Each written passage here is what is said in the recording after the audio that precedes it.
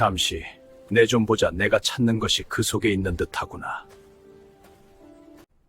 세상에 내 눈이 멀지 않았구나. 이것은 전설 속의 삼지창이 아니더냐? 혹시 삼지창 송금이라고 들어보셨습니까? 지나가던 백발도사가 소년의 손바닥을 보더니 넙죽 큰 절을 올리는데요. 그 순간 소년의 손바닥에서 믿을 수 없는 기적이 일어납니다. 거지 소년 복동이의 파란만장한 인생에는 무슨 일이 펼쳐질까요? 더 재미있는 이야기로 찾아올 수 있도록 이야기 시작 전 구독과 좋아요 부탁드립니다. 거지 소년의 손바닥에 새겨진 삼지창 이야기 지금 시작합니다. 조선 팔도에서 가장 물건이 많고 사람이 많이 모인다는 한양의 남대문방 칠패장터. 이곳은 해가 뜨기도 전부터 사람들의 고함 소리와 흥정 소리로 귀가 먹먹해질 지경이었습니다. 싱싱한 생선 비린내, 구수한 국밥 냄새, 그리고 땀 냄새가 뒤섞인 삶의 전쟁터였지요. 그 거대한 인파 속 사람들의 발길질에 치이며 바닥을 기어다니는 자그마한 그림자가 하나 있었습니다. 올해로 12살이 된 고아 소년 복동이였습니다. 복동이는 말을 못하는 벙어리였습니다. 아니, 너무 어릴 때부터 매를 맞고 굶주린 탓에 말문이 막혀버린 것인지도 모릅니다. 녀석은 누더기 옷을 걸치고 떡집이나 생선가게 앞을 서성이며 떨어진 부스러기를 주워 먹으며 목숨을 연명했지요. 그런데 장터 사람들은 이 복동이를 보며 늘 혀를 차면서도 수군거리는 것이 하나 있었습니다. 바로 복동이의 오른손 때문이었습니다. 어이구, 저 녀석 또 왔네. 쯧쯧, 저 꼴 좀 보게. 야, 벙어리야. 저리 좀 비켜라. 손님들 오시는데 재수없게. 근데 쟤는 왜 한여름에도 오른손에 저렇게 헝겊을 칭칭 감고 다닌다니? 더워 죽겠는데 안 답답한가? 모르는 소리 마. 저거 병이야, 병. 문둥병인지 아니면 손이 썩어가는 괴질인지 몰라도 절대로 붕대를 안 풀잖아. 냄새 날까봐 그러는 거겠지. 에이그, 불쌍한 것. 쯧쯧. 그렇습니다. 복동이의 오른손은 언제나 시커멓게때가 탄 낡은 헝겊으로 꽁꽁 싸매져 있었습니다. 밥을 먹을 때도 잠을 잘 때도 심지어 세수를 할 때조차 복동이는 절대 오른손을 내놓지 않았습니다.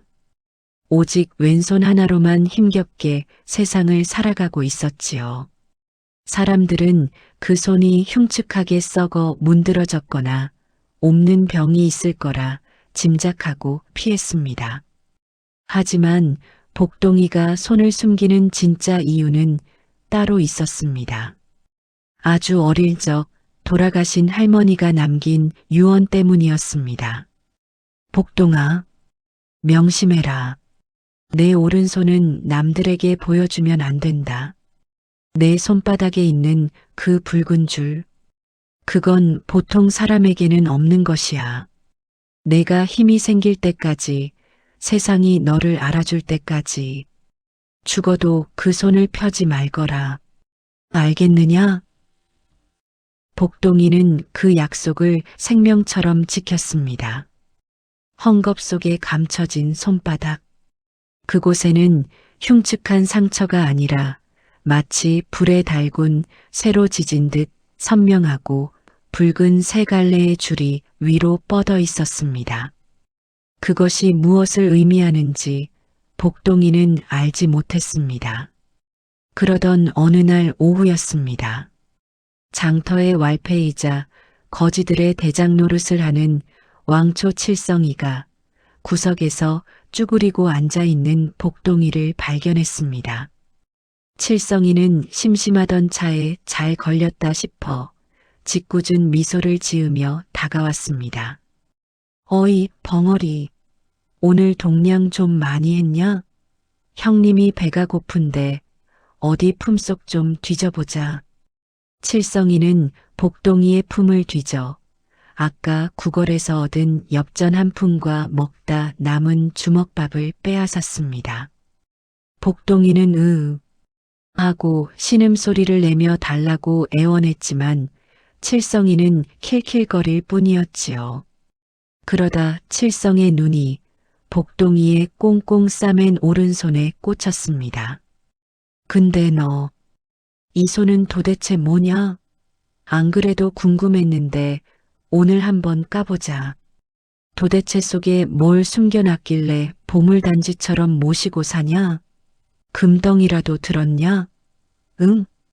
칠성이가 억지로 복동이의 오른손을 잡아채 헝겊을 풀려 했습니다. 순간 순하기만 하던 복동이의 눈빛이 돌변했습니다. 마치 새끼를 지키려는 어미 짐승처럼 복동이는 필사적으로 몸부림쳤습니다. 으아, 복동이는 칠성의 팔을 잇는 힘껏 물어뜯었습니다. 칠성이가 비명을 지르며 나가떨어진 틈을 타 복동이는 헝겊이 풀리지 않게 가슴에 꼭 껴안고 냅다 도망쳤습니다. 저 미친놈이 거기 안 서. 잡히면 손모가지를 분질러 놓을 테다. 야, 저놈 잡아.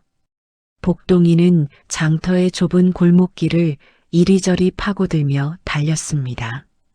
심장이 터질 것 같고 숨이 턱끝까지 차올랐지만 그는 멈출 수 없었습니다. 오른손, 할머니가 지키라고 한 이 손만큼은 누구에게도 들켜선 안 된다는 본능 때문이었습니다. 한참을 달려 인적이 드문 성벽 아래 다다라서야 복동이는 거친 숨을 몰아쉬며 주저앉았습니다. 다행히 쫓아오는 사람은 없었습니다. 복동이는 주위를 두리번거리며 아무도 없는 것을 확인한 뒤 떨리는 왼손으로 오른손의 헝겊을 아주 살짝 들춰보았습니다. 어둠 속에서도 붉게 꿈틀거리는 듯한 기이한 송금. 마치 세 자루의 창이 하늘을 찌르는 듯한 모양의 삼지창이 그곳에 있었습니다. 소녀는 몰랐습니다. 자신이 필사적으로 감추고 있는 이 송금이 장차 이 나라의 모든 재물을 끌어모으게 될 천하의 재물선이라는 것을 말이죠. 저 골목 어귀에서 한 노인이 소년의 뒷모습을 유심히 지켜보고 있다는 사실도요. 칠성이 패거리에게 쫓기다 성벽 아래 구석진 곳으로 몸을 숨긴 복동이 거친 숨을 몰아쉬며 헝겊에 쌓인 오른손을 가슴에 품고 있을 때였습니다. 어디선가 지팡이 짚는 소리가 들려왔습니다. 발소리는 규칙적이고 묵직했으며 복동이가 숨어있는 덤불 쪽으로 정확하게 다가오고 있었습니다. 복동이는 잔뜩 겁에 질려 몸을 웅크렸습니다. 아까 그 칠성이 형들이 다시 온 걸까? 하지만 눈앞에 나타난 그림자는 덩치 큰 왈패가 아니었습니다. 하얀 수염이 가슴까지 내려오고 낡았지만 기품 있는 도포를 입은 백발의 노인이었습니다. 노인의 눈빛은 형형하게 빛나고 있었고 등 뒤로는 서산으로 넘어가는 붉은 노을이 후광처럼 비치고 있었지요. 그는 바로 지나가던 도사였습니다.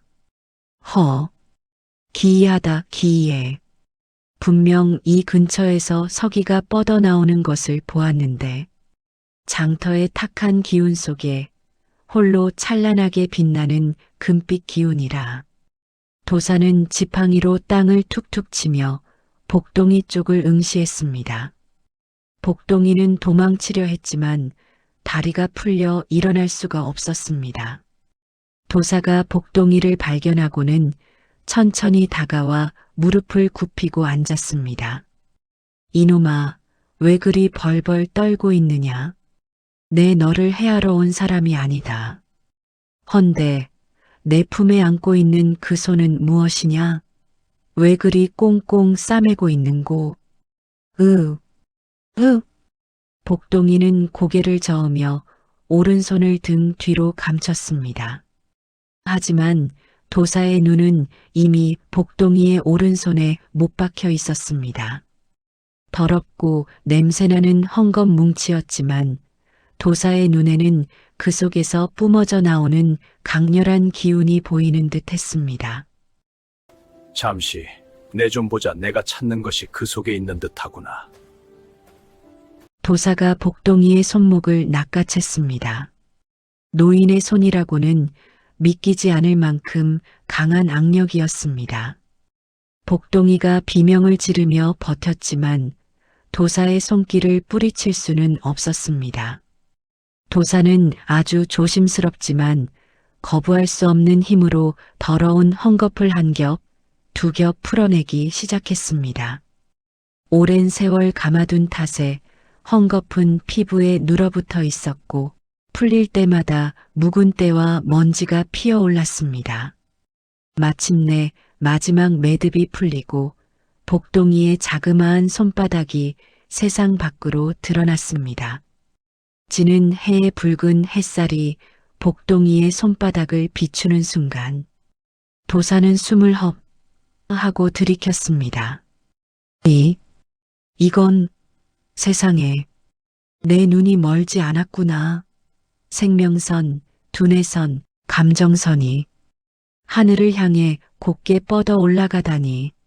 이것은 전설 속의 삼지창이 아니더냐. 복동이의 손바닥에는 손목에서부터 시작된 굵은 선 3개가 손가락을 향해 부채살처럼, 아니 날카로운 창처럼 힘차게 뻗어 있었습니다. 보통 사람의 손금은 끊어지거나 희미하기 마련인데 복동이의 손금은 마치 붉은 핏줄이 툭 튀어나온 듯 선명하고 강렬했습니다. 그것은 단순히 돈을 많이 벌 운명이 아니었습니다. 하늘이 내린 재물, 즉 나라의 곳간을 채우고도 남을 거대한 부를 움켜쥘 손이었습니다. 도사는 그 자리에서 털썩 주저앉았습니다. 그리고 믿을 수 없는 행동을 했습니다. 그 점잖은 노인이 냄새나는 거지 소년 앞에 넙죽 엎드려 큰 절을 올리는 것이 아니겠습니까? 귀인을 몰라 뵙고 무례를 범했습니다. 이 늙은이가 평생 천기를 읽으며 산천을 떠돌았으나 이토록 완벽한 황금의 손은 처음 봅니다. 소인이 미래의 상인과 함께 문안 올립니다. 지나가던 사람들이 하나둘 걸음을 멈췄습니다. 비단옷을 입은 양반들도 쳐다보지 않는 거지 아이에게 백발의 도사가 절을 하고 있는 기묘한 풍경. 사람들은 웅성거리기 시작했습니다. 저 노인네가 노망이 났나? 거지한테 왜 절을 해? 아니야, 저 노인. 며칠 전 김대감네 집터 봐주던 용한 직관 아니야? 뭐, 그럼 저 거지가 무슨 대단한 사람이라도 된다는 거야? 도사는 사람들의 시선 따위는 아랑곳하지 않고 고개를 들어 복동이의 눈을 똑바로 바라보았습니다. 그리고 복동이의 손을 자신의 두 손으로 귀하게 받쳐들었습니다. 잘 듣거라. 내 손에 쥐어진 것은 밥 한 덩이가 아니다. 너는 장차 이 조선 팔도의 모든 돈을 주무르게 될 것이다. 허나 명심해라. 이 삼지창은 양날의 검이다. 내가 베풀면 세상이 풍요로워질 것이나 내가 탐욕을 부리면 이 손이 불덩이가 되어 너와 세상을 태워버릴 것이다. 복동이는 멍하니 자신의 손바닥을 내려다보았습니다. 늘 부끄러워 감추고만 싶었던 흉터 같은 줄들이 도사의 말을 듣고 보니 왠지 뜨겁게 맥박 치는 것 같았습니다. 내가 거지가 아니라 귀인이라고. 하지만 그 소란스러운 틈바구니 속에서 도사의 말을 엿듣고 있는 불길한 귀가 하나 있었습니다. 사람들 틈에 섞여 있던 메부리코의 사내. 바로 고을의 악독한 지주, 최참봉의 집사였습니다. 거지 소년의 손바닥에 천하를 얻을 비밀이 숨겨져 있다는 소문. 이 소문은 이제 바람을 타고 탐욕스러운 자들의 귓속으로 파고들기 시작했습니다. 복동이의 운명이 송두리째 뒤집히는 순간이었습니다. 성벽 아래 백발 도사가 거지 소년 복동이에게 큰 절을 올리는 기이한 광경은 순식간에 구경꾼들을 불러 모았습니다. 사람들이 웅성거리며 주위를 에워쌌지만 도사는 아랑곳하지 않고 복동이의 손바닥을 어루만지며 말을 이었습니다. 보거라, 이 붉은 줄기들을. 보통 사람의 재물선은 손바닥 중앙에서 끊어지거나 흐릿하기 마련이다. 허나 내 손금은 다르다. 생명선은 뿌리가 깊어 천년 나무 같고 두뇌선은 강물처럼 맑게 흘러 지혜가 넘치며 무엇보다 이 감정선이 하늘을 뚫을 기세로 뻗어 있구나. 이 세 가지 선이 하나로 모여 삼지창 형상을 이루었으니 이는 재물을 부르는 부적을 손에 받고 태어난 격이다. 도사의 목소리는 낮았지만 좌중을 압도하는 힘이 있었습니다. 사람들은 침을 꼴깍 삼키며 복동이의 더러운 손바닥을 훔쳐보려 목을 빼었습니다. 이 아이가 손을 뻗으면 마른 우물에서 금이 솟을 것이요. 이 아이가 흙을 만지면 그 땅이 기름진 옥토가 될 것이다. 이것은 단순한 돈복이 아니다.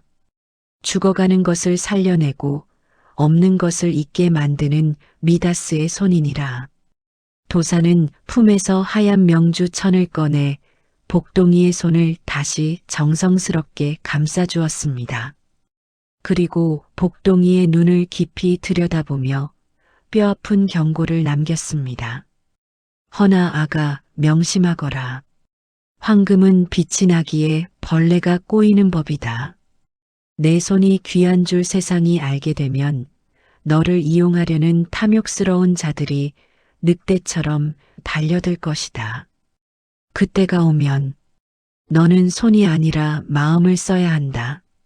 재물은 손으로 잡는 것이 아니라 마음으로 나누는 것임을 깨닫는 날, 비로소 너는 진정한 주인이 될 것이다. 응. 도사는 복동이의 머리를 한번 쓰다듬어주고는 지팡이를 짚고 바람처럼 호련히 사라졌습니다. 마치 꿈을 꾼 듯 도사가 사라진 자리에 남은 것은 멍한 표정의 복동이와 흥분한 구경꾼들 뿐이었지요. 하지만 도사의 예언은 장터에 떨어진 불씨와 같았습니다. 그 불씨는 사람들의 입을 타고 순식간에 거대한 산불처럼 번져나갔습니다. 이보게, 들었나? 그 칠패 장터 벙어리 거지 말이야. 아, 그 손에 헝겊 감고 다니는 놈? 걔가 왜? 글쎄, 걔 손바닥에 황금 삼지창이 그려져 있대. 도사가 그러는데 걔랑 악수만 한번 해도 3대가 먹고 살 돈이 들어온다지 뭔가. 에이, 설마. 거지가 무슨. 진짜라니까? 걔 손 한번 잡아보려고 난리도 아니야. 소문은 돌고 돌아 과장되고 왜곡되었습니다.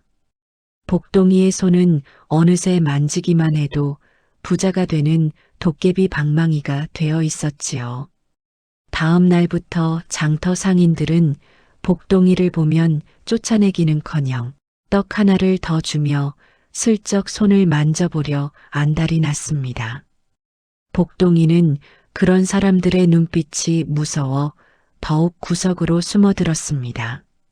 그리고 이 소문은 마침내 고을에서 가장 탐욕스러운 자, 최참봉의 안방까지 흘러들어갔습니다.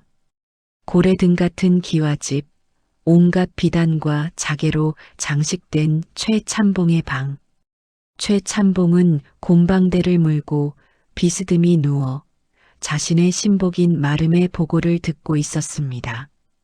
그는 칠성판처럼 튀어나온 배를 두드리며 눈을 번뜩였습니다. 나으리, 제 눈으로 똑똑히 봤음입죠. 그 백발 도사가 거지놈한테 넙죽 큰 절을 하지 뭡니까? 그놈 손바닥에 삼지창이 떡하니 박혀 있는데 그게 나라 곳간을 채울 재물운이라나 뭐라나. 소문에는 그놈 손이 닿는 곳마다 돈이 굴러 들어온답디다. 허, 그래.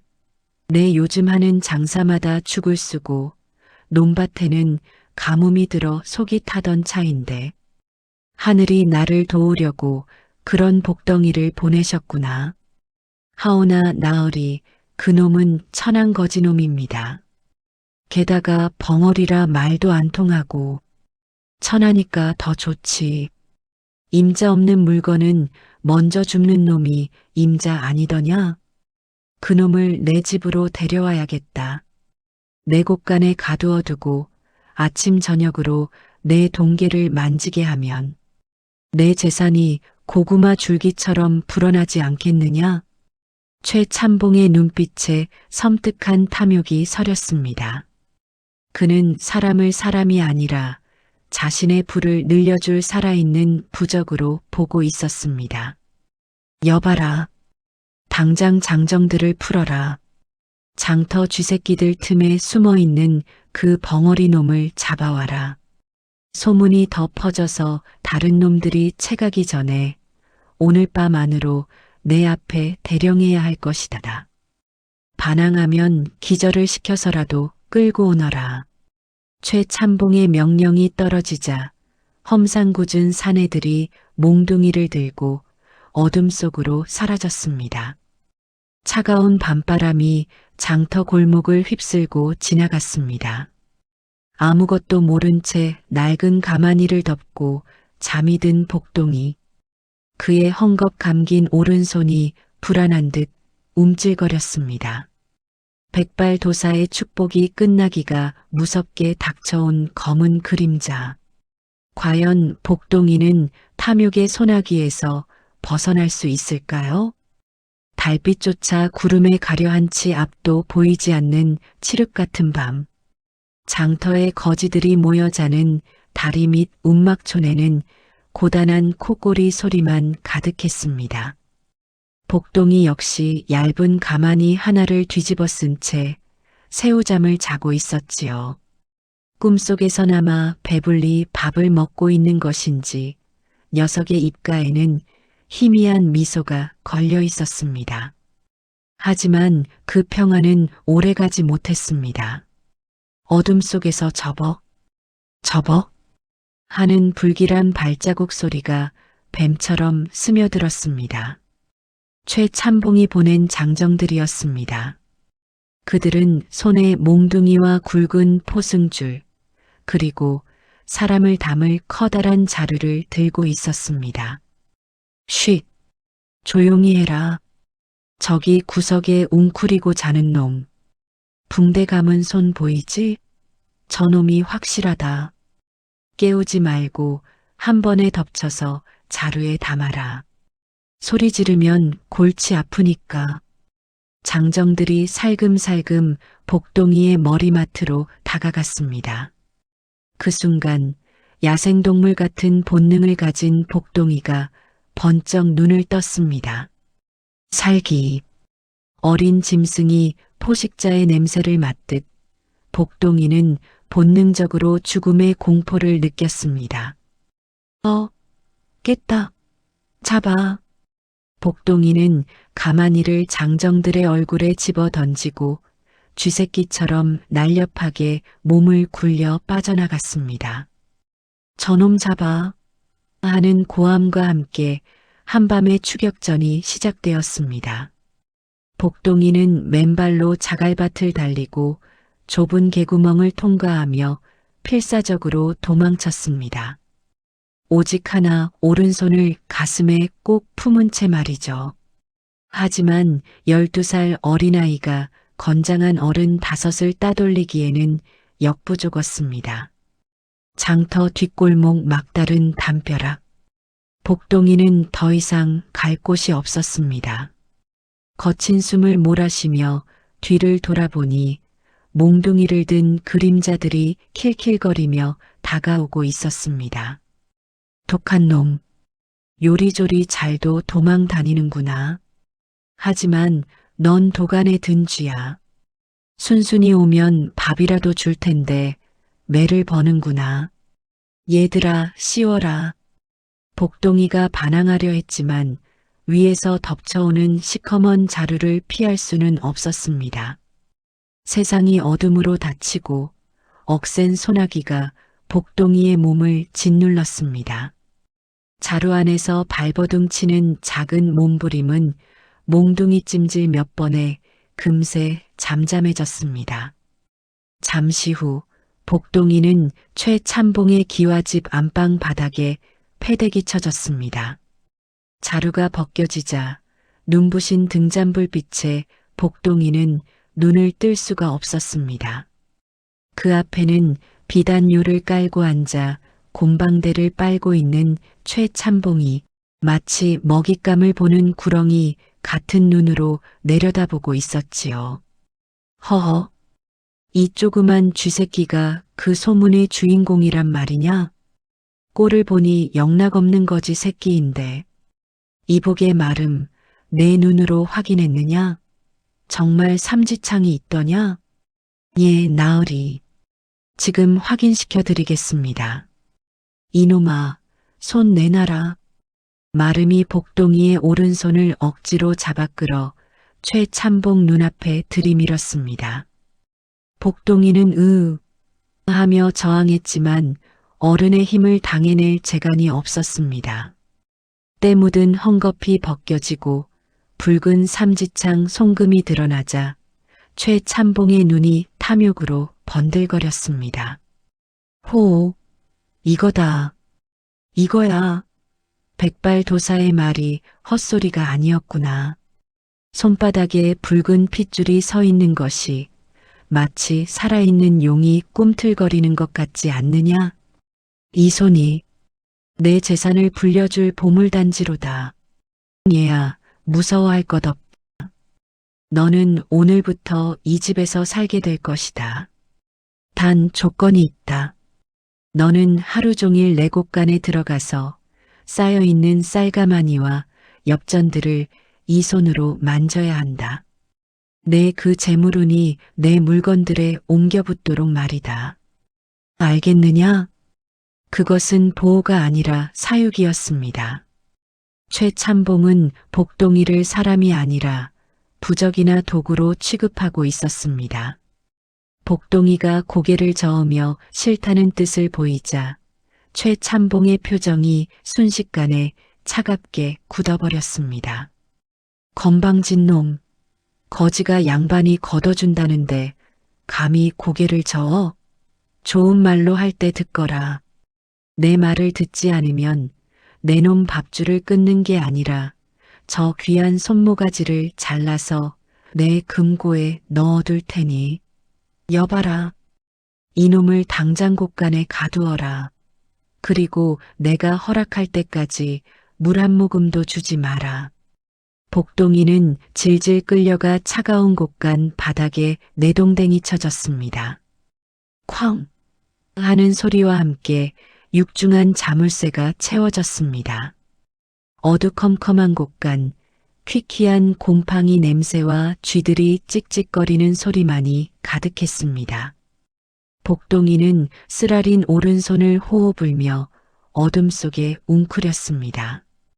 할머니의 유언대로 손을 감추고 살았어야 했는데 세상에 드러난 귀한 손은 소년에게 축복이 아닌 저주가 되어 돌아왔습니다. 탐욕의 눈먼 최참봉의 곳간에 갇힌 복동이 과연 소년은 이 지옥 같은 곳에서 무사할 수 있을까요? 육중한 쇠 자물쇠가 잠기는 소리와 함께 복동이는 최참봉의 곳간에 갇히고 말았습니다. 이곳은 최참봉이 평생을 긁어모은 재물이 잠들어 있는 거대한 창고였습니다. 천장까지 쌓인 쌀가마니, 비단을 쟁여둔 나무 상자들, 그리고 한쪽 구석에 놓인 육중한 쇠돈개. 하지만 창문 하나 없는 이곳은 퀴퀴한 곰팡내와 욕심의 악취가 진동하는 감옥이나 다름없었습니다. 복동이는 어둠 속에서 무릎을 끌어안고 떨었습니다. 오른 손바닥이 화끈거렸습니다. 마치 불에 댄 것처럼 삼지창 송금이 붉게 달아올라 욱신거리고 있었습니다. 이곳에 가득 찬 탐욕스러운 기운이 소년의 순수한 송금과 충돌하고 있는 것일까요? 그때 끼익하고 곳간 문이 열리며 최참봉이 들어왔습니다. 그의 손에는 등잔불과 밥 한 덩이가 들려 있었습니다.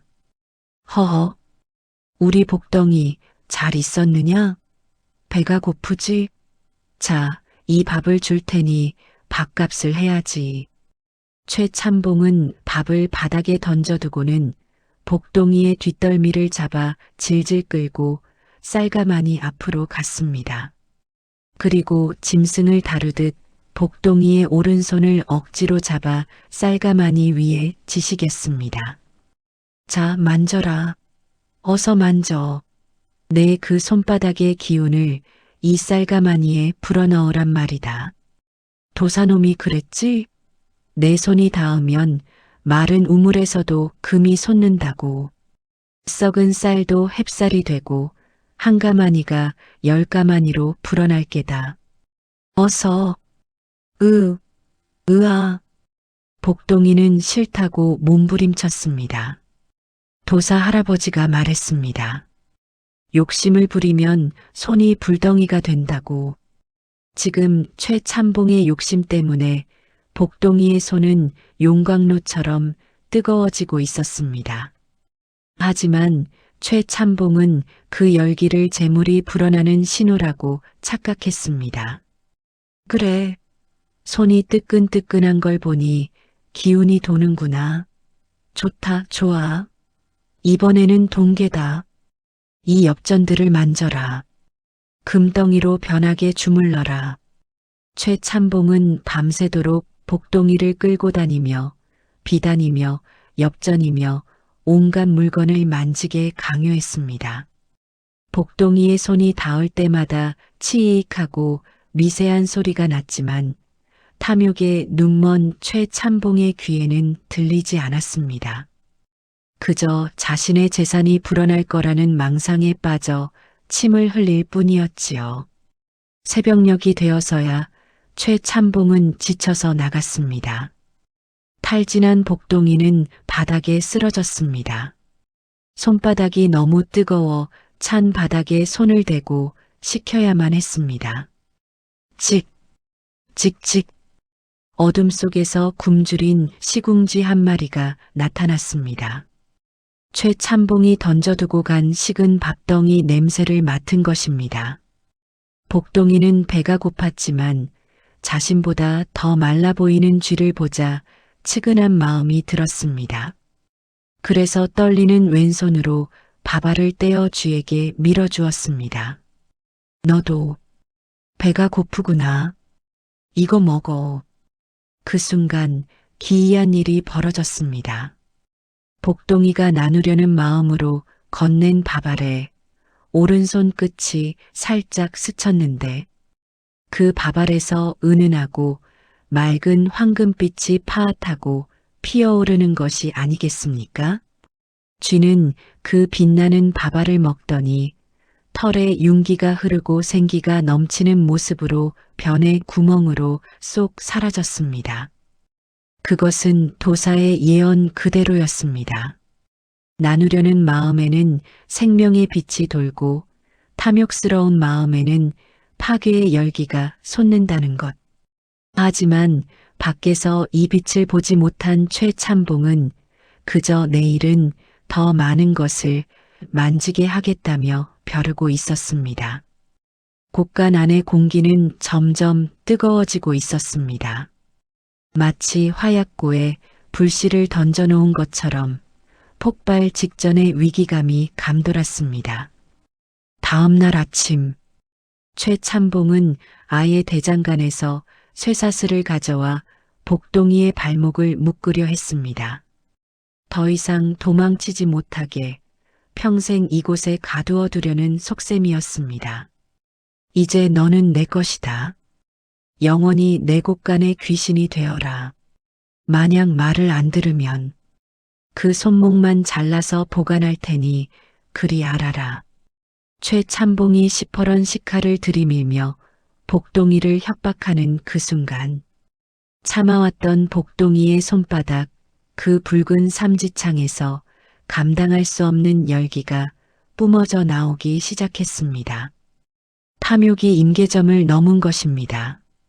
어두컴컴한 곳간 안 최참봉이 시퍼런 식칼을 들이대며 복동이의 손목을 노리고 있었습니다. 탐욕에 미친 그의 눈은 이미 이성을 잃은 짐승과 같았지요. 자, 선택해라. 순순히 내 재물을 불려주는 부적이 될 테냐? 아니면 손목만 잘려서 저소금 항아리에 담길 테냐? 어차피 너는 벙어리니 비명도 못 지를 테고 죽여서 묻어버리면 그만이다. 최참봉이 복동이의 멱살을 잡고 칼을 치켜들었습니다. 절체절명의 위기. 복동이는 공포에 질려 눈을 질끈 감았습니다. 그 순간이었습니다. 복동이의 오른손이 마치 심장처럼 쿵쿵하고 거세게 맥박치기 시작했습니다. 손바닥에 새겨진 붉은 삼지창, 그 세 갈래의 선이 최참봉의 살기와 탐욕을 감지하자마자 더 이상 참을 수 없다는 듯 비명을 질렀습니다. 으아.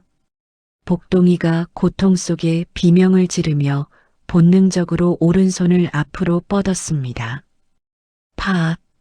그 순간 칠흑 같던 곳간 안이 대낮보다 환한 빛으로 가득 찼습니다. 그것은 등잔불 같은 희미한 빛이 아니었습니다. 마치 태양을 손바닥 안에 움켜쥐었다가 놓은 것처럼 눈을 뜰 수 없을 만큼 강렬하고 뜨거운 황금빛 성광이었습니다. 아, 내 눈, 내 눈. 최참봉은 눈을 감싸쥐며 뒤로 나뒹굴었습니다. 복동이의 손에서 뿜어져 나온 빛은 단순한 빛이 아니었습니다. 사악한 기운을 밀어내는 거대한 파동이었습니다.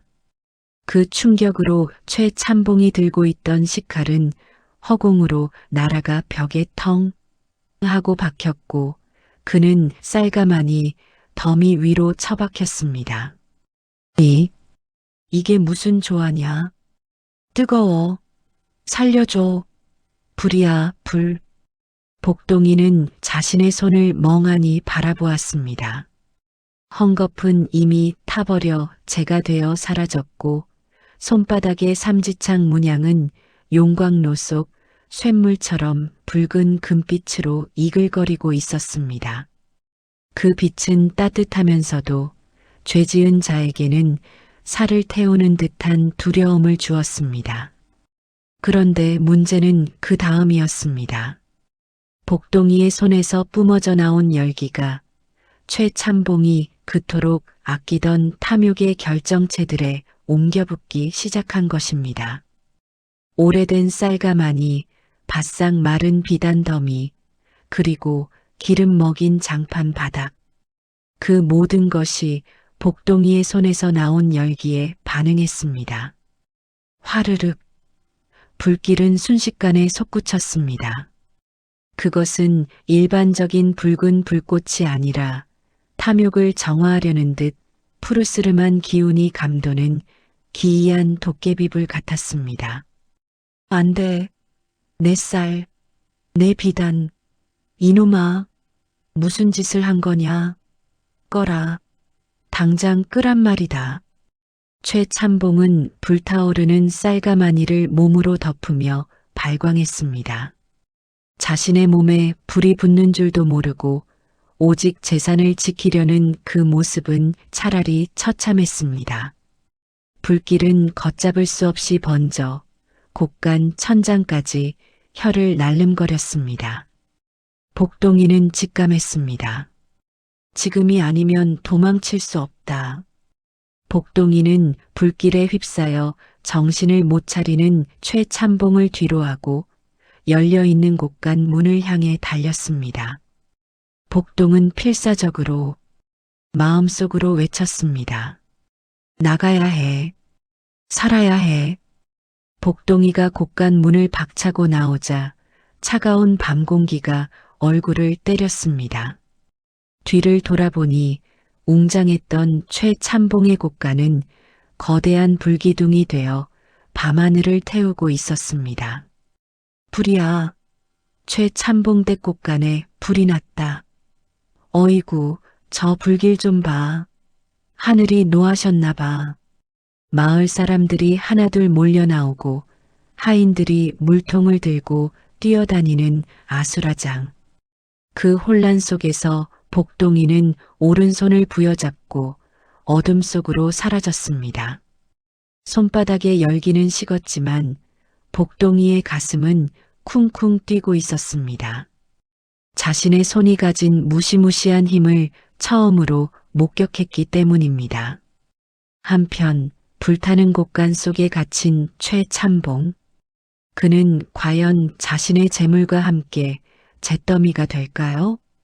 아니면 모든 것을 잃고 살아남아 더 큰 원한을 품게 될까요? 최참봉의 집을 삼킨 불길은 밤새도록 꺼지지 않았습니다. 마을 사람들은 두려움에 떨며 그 광경을 지켜보았습니다. 하지만 기이하게도 그 불은 안채나 사랑채로는 번지지 않고 오직 재물을 쌓아둔 곳간만을 집요하게 태우고 있었습니다. 마치 하늘이 내 놈이 모은 더러운 재물은 하나도 남기지 않겠다라고 호통을 치는 것 같았지요. 아침 해가 뜰 무렵에야 불길이 사그라들었습니다.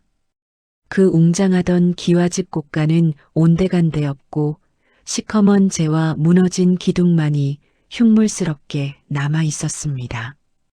평생을 긁어 모은 쌀가마니는 숫덩이가 되었고 화려했던 비단은 한 줌의 재로 변의 바람에 날려갔습니다. 그리고 그 잿더미 앞에서 짐승처럼 울부짖는 한 사내가 있었습니다. 그 으름으로 범벅이 된 채 반쯤 넋이 나간 최참봉이었습니다. 하인들이 겨우 끌고 나와 목숨은 건졌지만 그의 영혼이나 다름없는 동괴가 녹아버린 것을 본 그는 미쳐버리기 일전이었습니다. 아이고, 내 돈, 내 쌀, 안 돼. 이게 다 얼마짜린데. 누가 좀 주워 담아라. 저제라도 긁어 모으란 말이다.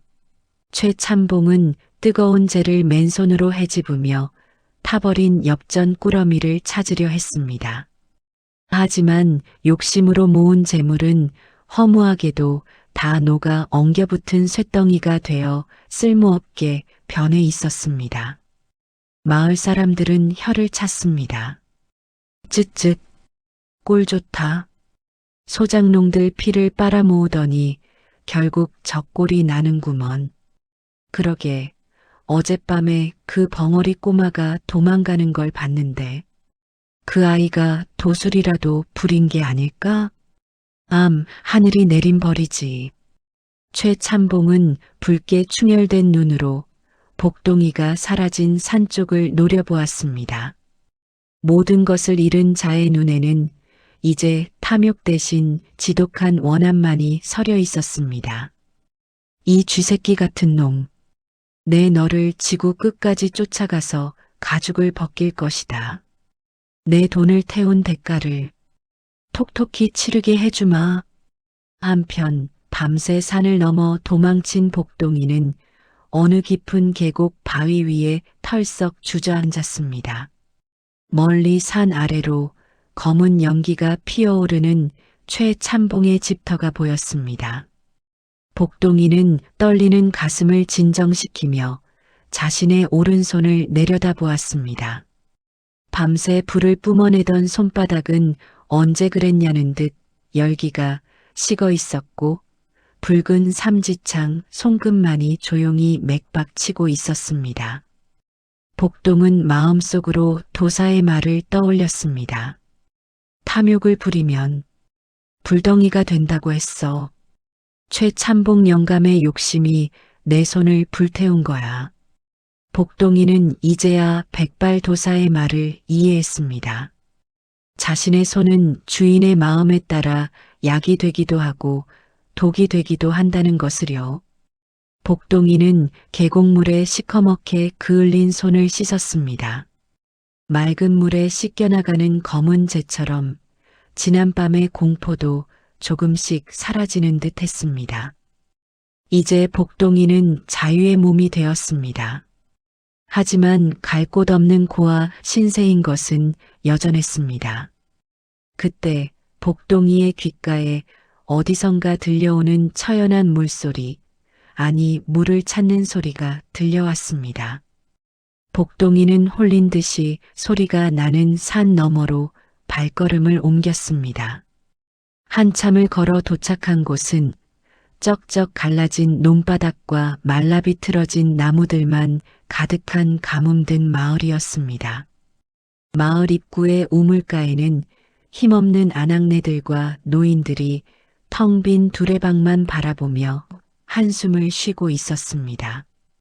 몇 달째 비 한 방울 오지 않아 마을 전체가 목말라 죽어가고 있었던 것입니다.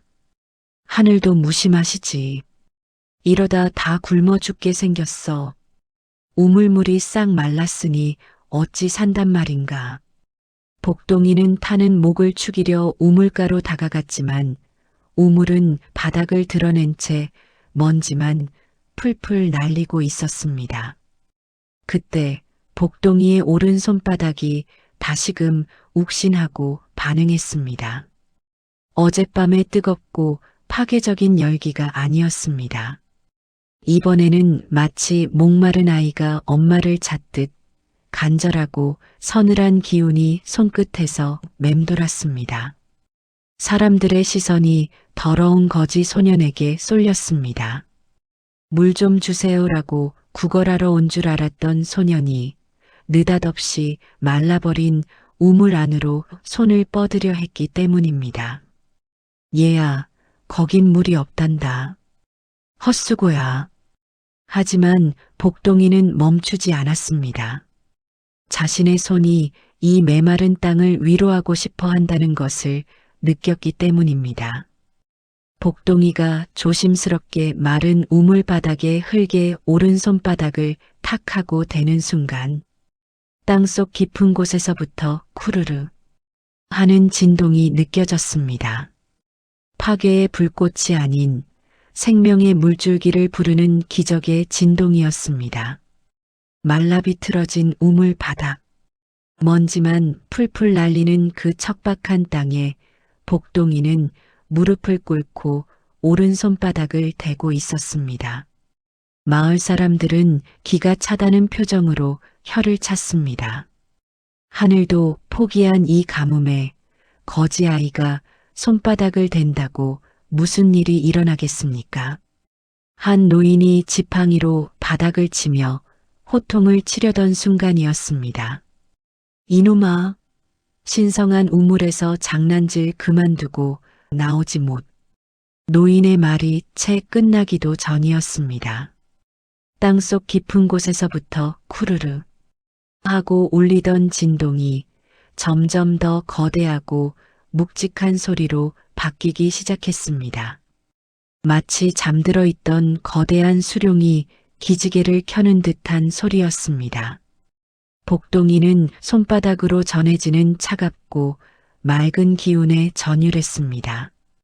어젯밤 최참봉의 곳간에서는 손이 불덩이처럼 뜨거워 고통스러웠는데 지금은 마치 얼음장처럼 시원하고 상쾌한 기운이 온몸을 휘감았습니다. 복동이의 마음속에서 살리고 싶다, 목을 축여주고 싶다는 간절함이 커질수록 그 시원한 기운은 땅속으로 더 깊이 파고들었습니다. 복동은 마음속으로 간절하게 외쳤습니다.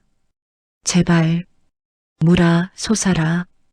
사람들이 목말라 해. 제발, 쾅. 굉음과 함께 복동이의 손바닥 옆 흙이 갈라지더니 하얀 물줄기가 분수처럼 하늘로 솟구쳤습니다. 그것은 흙탕물이 아니었습니다. 수정처럼 맑고 차가운 대지의 전기가 응축된 생명수였습니다. 물이다. 물이 터졌다. 세상에, 저게 꿈이냐 생시냐. 마른 우물에서 물기둥이 솟았어. 물줄기는 복동이의 키를 훌쩍 넘길 만큼 힘차게 뿜어져 나왔습니다. 놀란 복동이가 엉덩방아를 찌으며 뒤로 물러나자 사람들은 너나 할 것 없이 우물가로 달려들었습니다. 오랜 가뭄에 목이 타들어가던 그들은 체면도 잊은 채 허겁지겁 물을 퍼올렸습니다. 아이고 시원해. 달아. 얘들아 어서 마셔라. 이제 살았다. 이건 기적이야. 하늘이 도우셨어. 아니, 저 아이가. 저 꼬마 도령이 해낸 게야. 사람들의 시선이 흠뻑 젖은 채 구석에 앉아 있는 복동이에게 쏠렸습니다. 조금 전까지만 해도 더러운 거지라며 쫓아내려 했던 아이. 하지만 지금 그들의 눈에 복동이는 하늘이 보내준 용왕의 아들처럼 보였습니다. 사람들이 다가와 복동이의 손을 잡고 고맙다, 살려줘서 고맙다며 눈물을 흘렸습니다. 복동이는 얼떨떨했습니다. 평생 더럽다, 저리 가라는 소리만 듣고 살았는데 처음으로 누군가가 자신의 손을 잡고 고마워하고 있었습니다. 그 순간 복동이는 깨달았습니다. 백발도사 할아버지가 남긴 말의 진짜 의미를 말이죠. 내가 베풀면 세상이 풍요로워질 것이나 탐욕을 부리면 불덩이가 될 것이다. 그렇습니다. 복동이의 삼지창 송금은 단순히 돈을 버는 재주가 아니었습니다. 세상에 부족한 것을 채우고 막힌 것을 뚫어주는 순환의 힘이었습니다. 최참봉처럼 흐름을 막고 쌓아두려 하면 화가 되어 터지지만 이 마을 사람들처럼 나누고 베풀려 하면 수가 되어 생명을 살리는 것이었지요. 복동이는 젖은 오른손을 들어 가만히 내려다보았습니다. 붉은 삼지창 송금이 맑은 물방울과 어우러져 반짝반짝 빛나고 있었습니다. 이제 그 손은 흉측한 흉터가 아니라 세상에 희망을 전할 가장 아름다운 보석처럼 보였습니다. 그날 이후 복동이는 마을의 영웅이 되었습니다. 사람들은 복동이를 씻기고 깨끗한 옷을 입혀주었습니다. 하지만 복동이는 안주하지 않았습니다.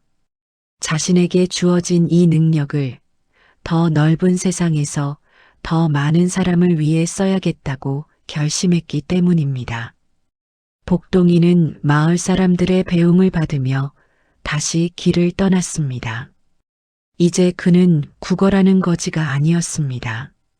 세상의 흐름을 읽고 불을 움직일 준비가 된 미래의 거상이었습니다.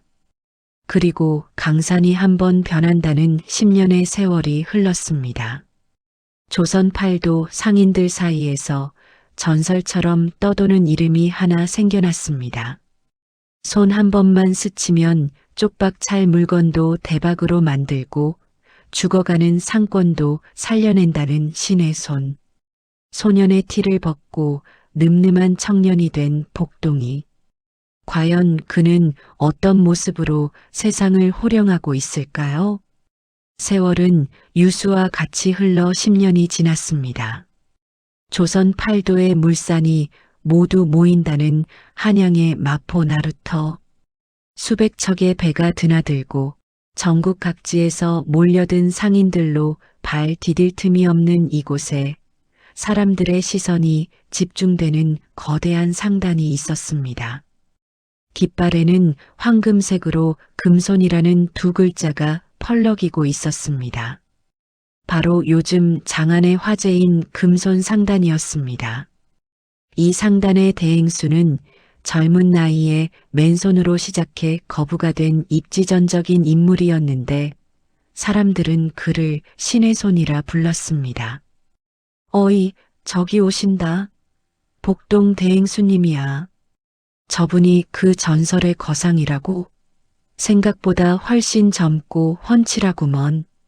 수십 명의 수행원을 거느리고 나루터에 나타난 청년.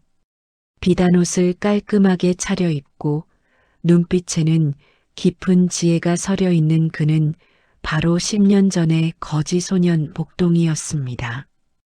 더 이상 더러운 헝겊으로 손을 감추지도 않았고 구분 등으로 주눅 들어있지도 않았습니다. 그는 당당하게 오른손을 내놓고 세상을 마주하고 있었습니다. 그때 한 지방 상인이 울상을 지으며 복동이 앞을 가로막았습니다. 그의 수레에는 시커먼 돌덩이처럼 생긴 못난이 고구마들이 가득 실려 있었습니다. 대행수님, 제발 한 번만 봐주십시오. 올해 농사를 망쳐서 이 못생긴 고구마라도 팔아야 처자식을 먹여 살립니다. 다른 상단에서는 거들떠보지도 않는데 제발 사주십시오. 이보시오. 우리 상단은 최고급 물건만 취급하오. 저런 썩은 고구마를 어디다 들이미는 거요? 비키시오. 수행원이 상인을 밀어내려 할 때였습니다. 복동이가 조용히 손을 들어 수행원을 제지했습니다. 그리고 천천히 고구마가 담긴 술에 앞으로 다가갔습니다. 복동이는 말없이 오른손을 뻗어 흙투성이인 못난이 고구마 위에 가만히 올려놓았습니다. 그 순간 복동이의 손바닥에 있는 삼지창 송금이 미세하게 떨려왔습니다. 웅, 웅. 그것은 가치 없는 물건에서 느껴지는 차가움이 아니라 투박한 껍질 속에 숨겨진 달콤하고 진한 온기였습니다. 이 고구마, 겉은 거칠지만 속은 꿀처럼 달군요. 땅의 기운을 아주 제대로 머금었습니다. 예, 그렇습죠. 맛 하나는 기가 막힌데 모양이 이래서 제가 다 사겠습니다. 값을 후하게 쳐드릴 테니 내년에도 이 고구마를 우리 상단에만 주십시오. 사람들은 웅성거렸습니다. 저런 쓰레기를 돈 주고 사다니 미친 짓이라고 비웃었지요. 하지만 며칠 뒤 한양 도성에는 난리가 났습니다. 복동이가 사들인 그 못난이 고구마를 쪄서 내놓자 꿀이 뚝뚝 떨어지는 기막힌 단맛에 사람들이 줄을 서서 사먹기 시작한 것입니다. 없어서 못 파는 귀한 간식이 된 것이지요. 이뿐만이 아니었습니다.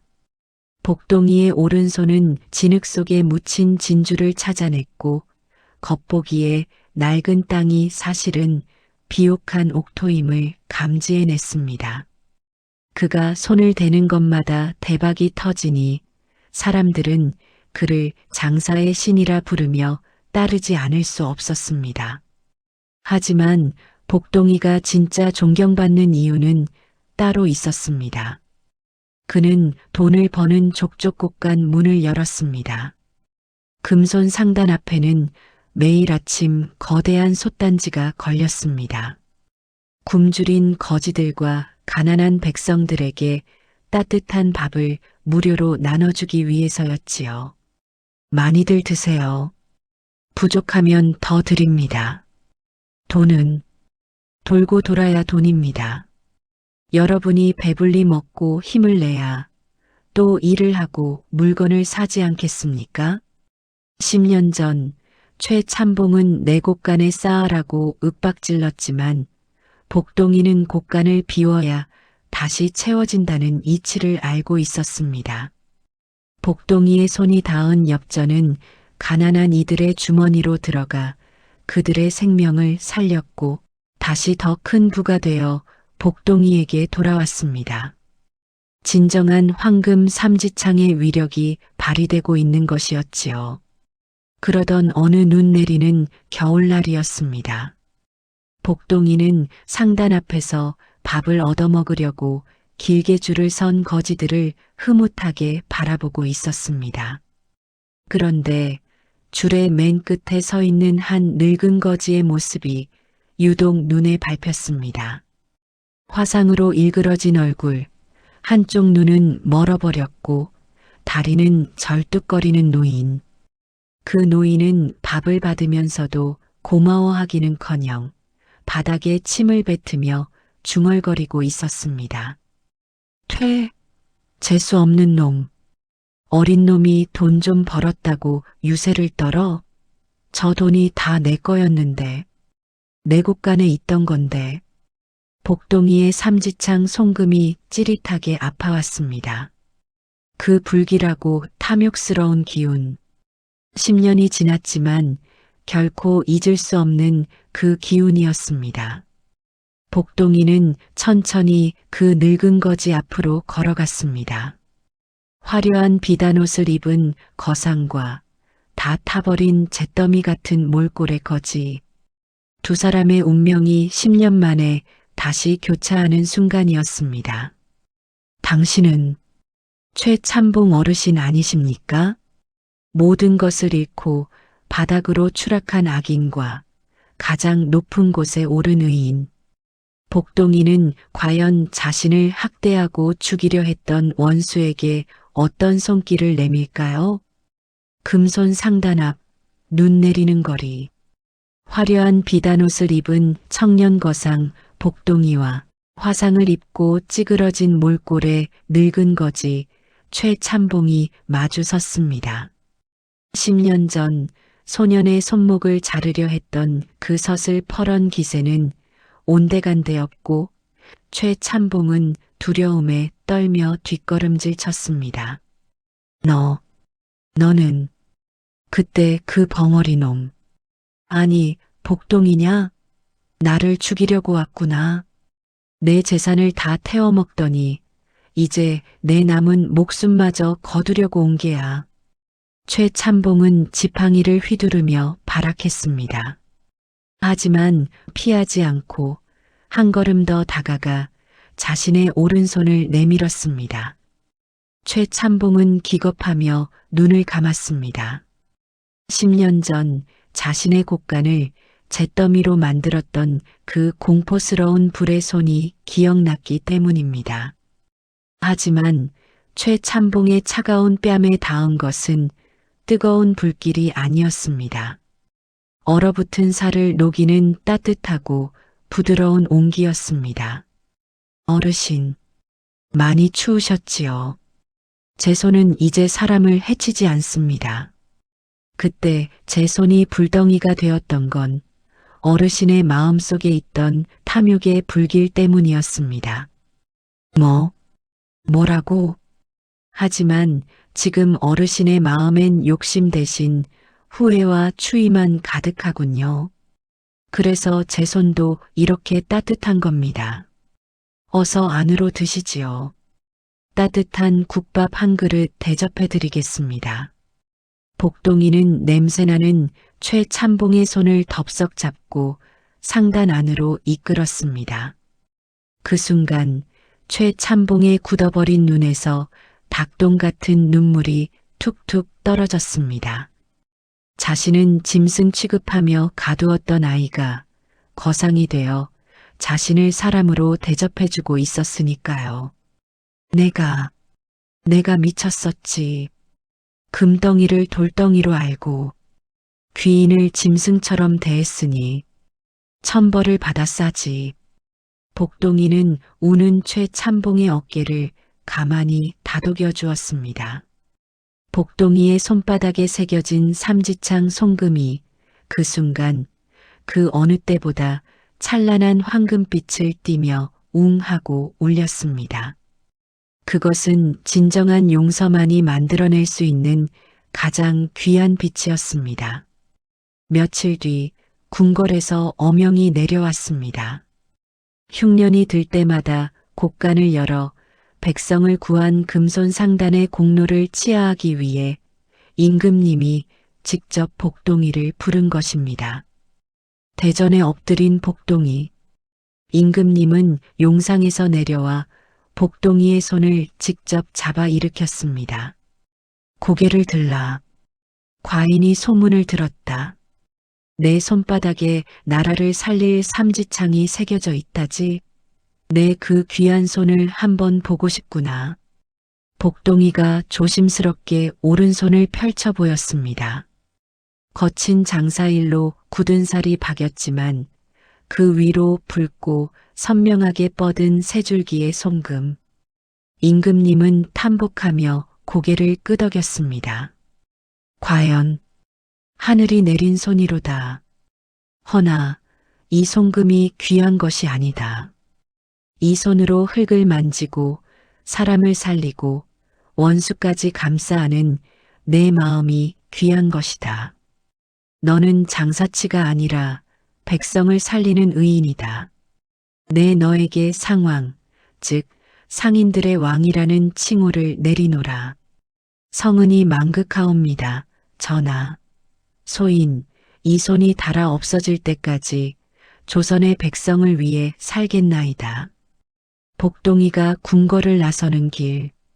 하늘에서는 서광이 비치고 백성들은 거리로 나와 상왕 만세를 외치며 환호했습니다. 그 환호성 속에서 복동이는 군중 뒤편에 서 있는 익숙한 모습을 발견했습니다. 하얀 수염을 휘날리며 미소 짓고 있는 백발 도사였습니다. 보아라. 내가 뭐라 했느냐. 마음으로 나누는 날 내가 진정한 주인이 될 것이라 하지 않았느냐. 이제 내 손의 삼지창은 너만의 것이 아니다. 이 나라의 기둥이다. 잘 해내었다. 나의 아들아. 도사는 바람처럼 사라졌지만 복동이는 허공을 향해 깊이 고개를 숙였습니다. 장터의 벙어리 거지 소년에서 천하를 호령하는 거상이 되기까지 그의 손바닥에 새겨진 세 줄기의 선은 단순한 운명이 아니라 그가 땀과 눈물로 개척해 온 인생의 지도였습니다. 여러분은 어떠신가요? 혹시 지금 빈손이라고 좌절하고 계시진 않나요? 어쩌면 여러분의 손바닥에도 아직 발견되지 않은 황금 삼지창이 숨겨져 있을지 모릅니다. 단 그 보물은 나누려는 따뜻한 마음을 만날 때 비로소 빛난다는 것을 잊지 마세요. 지금까지 거지 소년의 손바닥에 새겨진 삼지창이었습니다. 더 재미있는 소식으로 찾아올 수 있도록 구독과 좋아요 부탁드립니다. 청취해주신 여러분 모두 부자 되세요. 감사합니다.